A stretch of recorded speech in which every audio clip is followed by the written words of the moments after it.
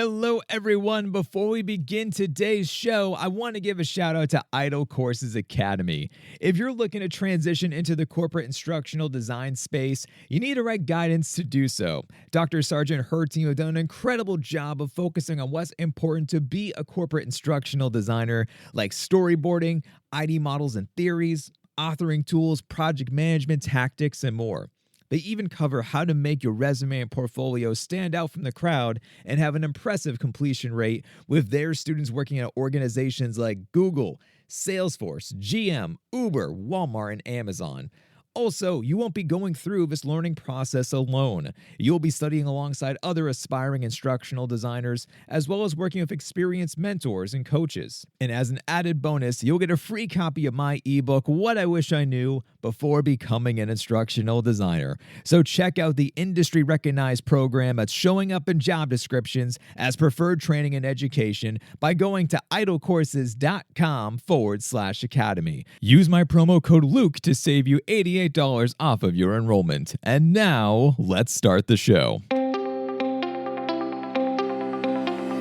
Hello, my learning nerds, and welcome on in to another episode of the podcast. I am your host. My name is Dr. Luke Hobson. I'm a senior instructional designer and program manager over at MIT. I'm also the author of the book, What I Wish I Knew Before Becoming an Instructional Designer. And of course, I have this blog, podcast, YouTube channel, and all these other things on the internet because my passion and my purpose is to be able to help you along your instructional design journey. Whether you are a veteran in the field who's been a designer for 10, 20, 30 years, or you're a newbie and you just heard about instructional design today, all are welcome into this podcast. And speaking of the podcast, before I go into today's topic, I want to say thank you. Thank you to everyone who listens to this show because we recently hit two huge milestones in my mind. The first is that my book, What I Wish I Knew Before Becoming an Instructional Designer, passed 50 positive ratings on Amazon. And it means so much to me that you took the time out of all of your busy days to go and to write your thoughts about the book. And I just love reading and hearing about how it's helped you and your team to grow as a designer. It seems to be making its way through multiple teams across corporate America, as well as different universities. And it's just so cool to hear about how it's been impacting and helping so many people. This second massive thank you is for all of you who enrolled in the Collaborating and Building Relationships with Subject Matter Experts course. We've had over 100 students take the course, and to hear from you about what you learned has made its way into organizations like the Army, Tesla, Johns Hopkins, and more is also mind-blowing and beyond cool. It is just so amazing to hear about that. So a big thank you to all of you who have taken the course. And if you haven't read the book yet, you can of course find it on Amazon. I'll be sure to include a link down below inside of the show notes, as well as a link for the next section of the Collaborating and Building Relationships with Subject Matter Experts course, which is going to be launching on Wednesday, July 20th. So I'll put a link down below. And of course, you can find everything that I do over at drlukehobson.com. But I can't wait to see you in the course if you're able to sign up. And the last thing I want to share is that I'm up to something. Well, not just one thing. I have two things that I've been working on. Stay tuned because it's going to shake things up quite a bit. And it's going to be a lot of fun. Okay, for today's show, we are talking about advice. Taking advice is a funny process. Sometimes it stops you dead in your tracks. You feel like the main character in a movie that had a revelation, and the words of wisdom change the trajectory for how the ending will unfold. Other times, you'll deeply disagree with advice because deep down you know it's right, but you're scared of what will happen if you listen. I'm not the smartest guy in the room, but I've surrounded myself with some incredibly intelligent people who shared with me what they've learned along the way. Today, I want to share with you 3 pieces of advice that changed my life. Keep in mind, it's up to you to decide what to do with this information. I'm not saying you must do anything or dismantle your current way of thinking, but what I am sharing are the experiences I've had with following these words of wisdom and seeing how far they can take me. So use your best judgment and decide for yourself what's right. The first piece of advice is to double down on your strengths and forget your weaknesses. The first time I heard these words, I didn't know what to do with them.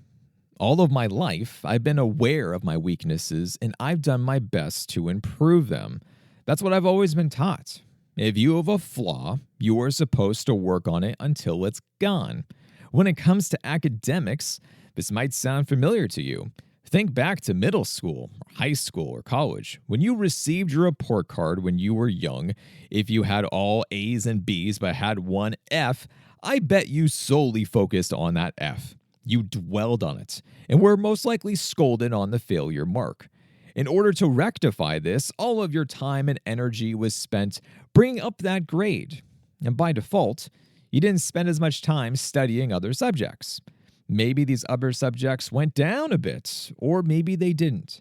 The point is that this mentality stays with you for the rest of your life. I see it all the time with new people coming into the instructional design field. They are hyper aware of their weaknesses and tell me that they'll dedicate all of their time into practicing until this area becomes a strength. However, what if I said that you should do the opposite? What if you double down on your strengths and turn a skill you are good at into a skill you are excellent at? It's a weird way of thinking, right?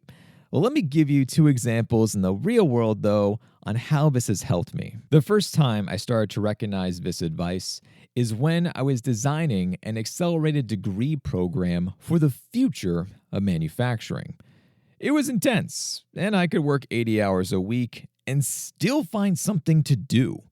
During this time frame, I was involved with every aspect of designing each course, and a new course was launching almost every other month. I was stretched thin and told my supervisor about my concerns, and she asked me where I was struggling the most. To be honest, it was a struggle all around since I was new to this career. But if I had to identify one area over the others, it was with authoring tools. I was trying to teach myself, and I simply did not have the time to learn how to use the products and then build them at the same time. I knew what I wanted them to look like, but I couldn't figure out how to transform the ideas into the software.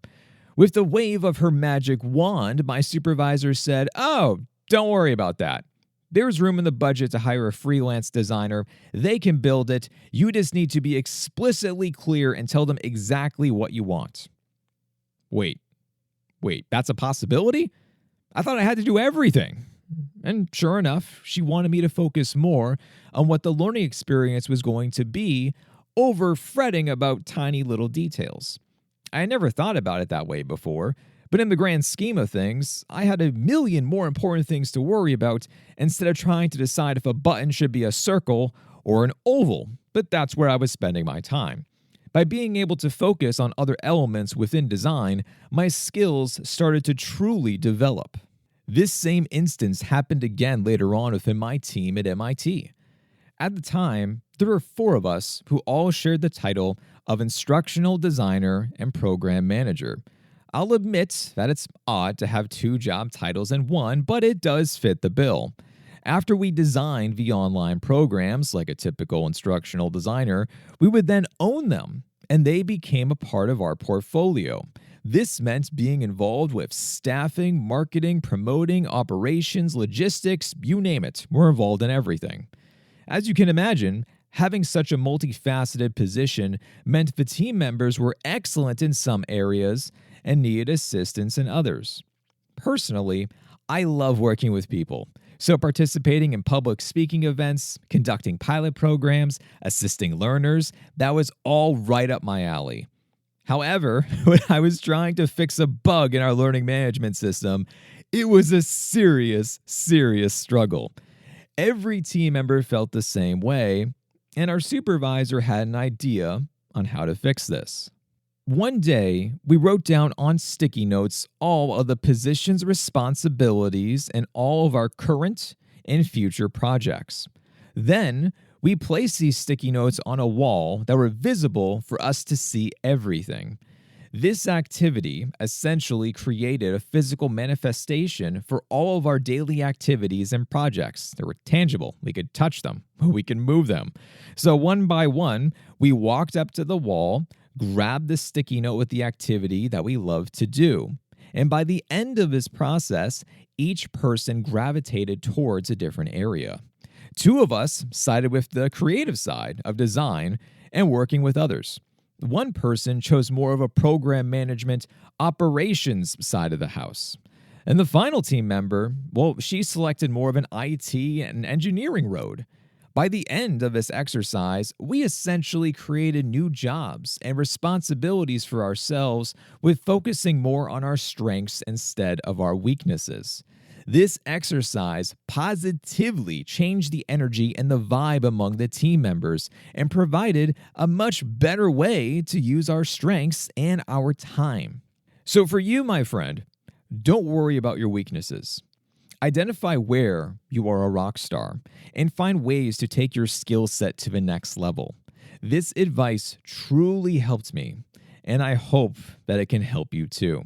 The next piece of advice was that you need to leave to grow. This advice was a hard pill to swallow. I can't recall a time where I was given advice and then had to go ask others for their advice about the advice. But the truth is, I didn't want this advice, but I needed to hear it.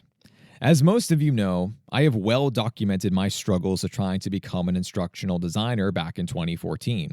The majority of the feedback I received was pretty much the same thing. That was until I spoke with one of the deans at my university, and I asked her what she would do if she was in my position.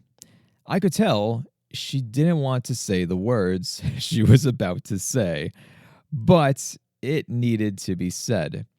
The culture at the university I worked during this time frame was changing. There was an extra perceived sense of value with bringing in outside perspectives. This friend of mine had sat in some of my interviews and heard the conversations of the hiring managers, and she shared these thoughts with me.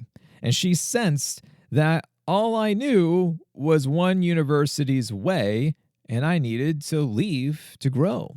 I really struggled with this advice. I prided myself on loyalty and that I had been affiliated with the same university in some shape, way, or form since 2006. So instead of trying to be promoted from within and being valued for my time there, it would be wiser to leave and then try and come back later? It just didn't make sense. I always admired people who stayed at one company for 30, 40, 50 years because it demonstrated loyalty and trust. Leaving felt like I was turning my back on my friends and on my colleagues, but I sensed that she was right. Later on that night, I ended up creating a pros and cons list to help me visualize what it would mean to embark on a new journey. This exercise did help me to see that my career had been completely plateaued. I had learned all that I could, and my skills weren't developing more, so it was indeed time to move on. It's been 5 years since I made this change, and every single day, I'm so glad I decided to take that leap. By all means, it was not easy. And you can read my entire story of my really wacky journey over at drlukehobson.com. I wrote an entire blog post about that, and there's an entire podcast episode about my journey with this, which you can hear and read more about if you go into the description for the show. One of the byproducts of this transition was that I stopped equating years of experience to skills. I know that sounds kind of odd, so this is what I mean. My first years at Northeastern University and MIT felt like 5 years at my prior university, if that makes any sense. I was asked to do more. I was given more chances. I was allowed to experiment. And most importantly, I had the right mentorship in place to help me when I stumbled. Sure enough, I needed to leave my comfort zone to grow. And I'm so thankful for this growth because the old me would have never felt confident with sharing the instructional design experiences online. But hey, it happened, and now you are listening to this podcast. So I'll share this piece of advice with you with a bit of a warning message. You may not need to take as drastic measures as I did. I had to leave. I had to say goodbye to all the ways that I knew. I had to say goodbye to my network, to friends, to colleagues. I had to move on. And if you find yourself in that 9-to-5 rut where you feel stuck and you're realizing that you're not growing and there's no opportunity for you to get better, it might be time for you to leave your comfort zone. And I bet that if you take a chance, you're going to grow.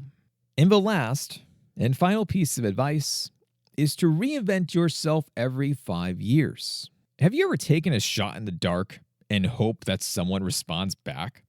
That's where this advice came from, and I'm so glad that I took that chance. Back in 2019, I was developing a leadership program with one particular professor at MIT, and he was just different. I never knew what he was going to say next because he had story after story about his adventures and how they tied into his lessons and how they tied into leadership. At times, they were almost unbelievable. Like, as in, I wasn't sure if I should be believing him or not. I was like, is he fibbing with me? Did he really do this? I really couldn't tell. And one day, he was telling me stories about training astronauts. The next day, he mentioned about fighting poverty and helping third world countries. When I say that he was different, he truly was. But I really, really respected him for it. I started to dive more into his work to, A, make sure that he actually was doing these things. And sure enough, he did. Obviously, he didn't lie. But, I'm kind of curious. Wanted to make sure. It's like, I wonder if I can find about more of this online. And sure enough, I could. And I heard from other people about all his amazing accomplishments.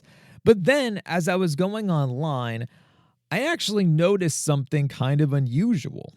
He had been at MIT for his entire career, but he never seemed to stay in one department. This is a bit unusual for higher education. Once you find your calling, you tend to stay in that lane. For instance, someone who has made a name for themselves within online higher education will typically make a career out of, you guessed it, online higher education. He didn't do that at all, though. He jumped around from department to department, acquiring various titles along the way that definitely were not related to one another. As someone who was new to the MIT culture at the time, I was so curious on how he built such a personal brand within the institution and if he had any advice for me.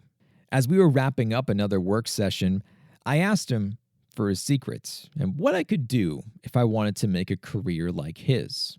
Reinvent yourself every 5 years, is what he said. If you do this, your career will never plateau, and you'll always be engaged with your work. You didn't even have to buy me a drink to get that advice, he said as he walked away laughing. I paused. I let the words sink in. Was there anyone in my field who had done this?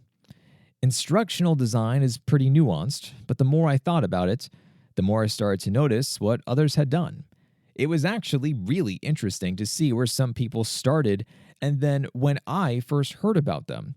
Even now, if you were to conduct this exercise of trying to map out timelines from those you read about, you'll see that they first started talking about, let's say, simulations, and then they moved into more of talking about cohort-based learning. And then from there, they started to talk more about microlearning.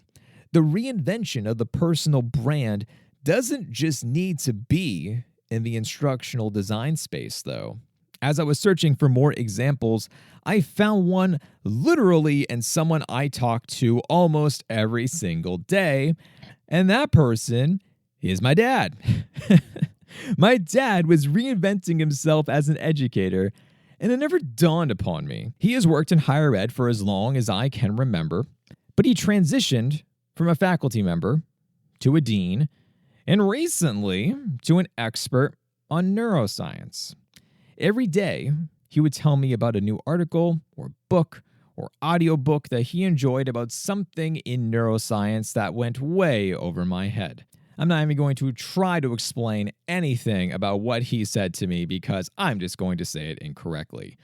But before I knew it, he was networking with experts in neuroscience. He was attending classes at Johns Hopkins. And then he started to give his own presentations on neuroscience. He had reinvented himself into the neuroscience guy at his university. This is just one example of the many folks out there who have done this, but it's not as apparent unless you are paying close attention. And I can go on and on about these because I have seen some people who started off within instructional design and then moved towards more of being an expert within competency-based education. Or they started to talk more about micro-credentials and stacking them when it came to building out entire degree programs. Or maybe it became more about online certificates and professional development. And once again, the list goes on and on about how they started at one place and then over the next couple of years reinvented themselves into another. As for myself, I feel like I am constantly reinventing between platforms and content. At first, it was all about this blog and podcast. And then when I wrote the book, well, then that changed things. And for some people, they have no idea that I have any of those platforms and they only know me from YouTube. I was mainly talking about podcasts for courses and how to finish dissertations back in 2019, and then that morphed into talking more about backward design and working with subject matter experts. At the end of the day, instructional design is my passion, and I know that it's yours as well too, and there are many areas for you to explore and for you to grow into. So for you, map it out. Where does 5 years from now take you? Is there an intersection between your passions and your work that you can make a name for yourself? This could be finding new passions at your organization or starting up a new project. There is nothing stopping you from diving on in further to other areas and then running with it. Well, that's all I have for you. At the end of the day, everything we talked about is advice. You can take it or leave it. Either way, I hope just one thing resonated with you, and I was glad to at least be able to share with you all of the pieces of advice that actually changed my life and got me to where I am today. Folks, I hope you enjoyed today's podcast episode. If you would be so kind, give this a 5-star rating wherever you are listening. And of course, share this podcast with a friend, share it with a colleague or with your network. If these pieces of advice can help out others, then I really hope so, because this was years of collecting this advice, applying it, reflecting upon it, and seeing what I could do with all of these different things. Once again, the course for collaborating and building relationships with subject matter experts, the new cohort is launching on Wednesday, July 20th. I hope to see all of you there. And of course, you can sign up for my mailing list and be the first to know about some of the new things that I'm kind of concocting behind the scenes about what I'm going to be up to. You can find all that over at drlukehobson.com. And of course, you can also join our Facebook group, and certainly we are very active inside of there, talking about all the nerdy things of instructional design. And once again, all are welcomed into that as well. All right, everybody, that is all I have for you today. Thank you so much once again for listening. And of course, stay nerdy out there. And I'll talk to you next time.